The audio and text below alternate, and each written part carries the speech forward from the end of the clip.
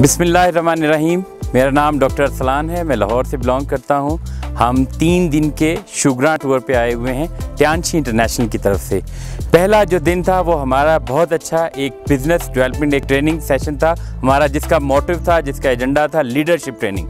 हमें वहाँ पे बताया गया कि लीडर के अंदर क्या खामियाँ होती हैं जिसकी वजह से वो अपनी टीम को लीड नहीं सही तरह से कर पाता, और कौन सी टीम के अंदर खामियाँ होती हैं जिससे वो लीडरशिप और सारे लोग फेल हो जाते हैं।